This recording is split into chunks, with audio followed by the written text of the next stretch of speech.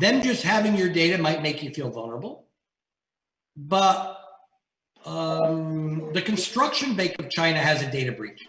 We found that you feel more vulnerable if a company similar to a company that you're dealing with has a data breach, because you say, oh, I bet they manage data the same way.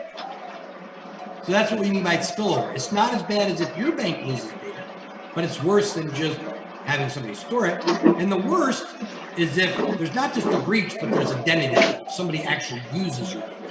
So these are all different kinds in increasing order of vulnerability. These make you feel violated, and it impacts your trust. And these two things can impact customer behavior. So Sue, can you explain how transparency and control works? What is transparency and control? What does that mean in this paper?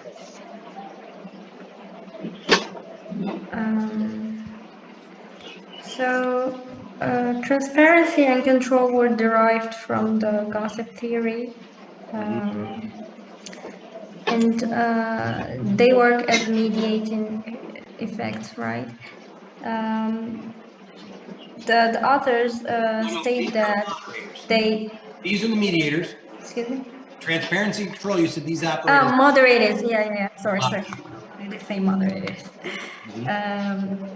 So the authors state that transparency and control can actually suppress the negative effects of customer data vulnerability.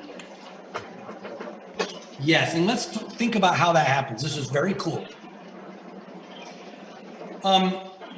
Because I think there's an opportunity to do a paper in China on the role of privacy in emerging markets. But anyway, what gossip theory says is this. Let's say I tell somebody you heard that they were talking about you at lunch yesterday. You heard that. One of your friends told you, oh yeah, so-and-so was talking about you at lunch. What would be the first thing you'd want to know? What did they say? That would be transparency. Transparency is knowing how the data is being used, stored, or if it's lost. They want to know. They want to know what's going on. Did you lose my name? Did you lose my social security? What did you talk about? Gossip theory says that's the first thing you want to know.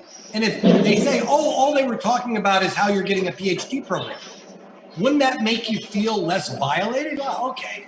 And you would still trust the person that was talking because you knew what they were talking about. It wasn't too bad. But if they would not tell you what they were talking about, that would make you feel more violated.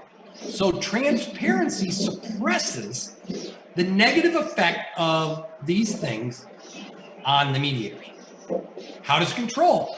Let's say control is, in the case of the example I was just giving, is let's say that you then say to your friend, hey, don't tell anybody that. I don't want anybody to know that.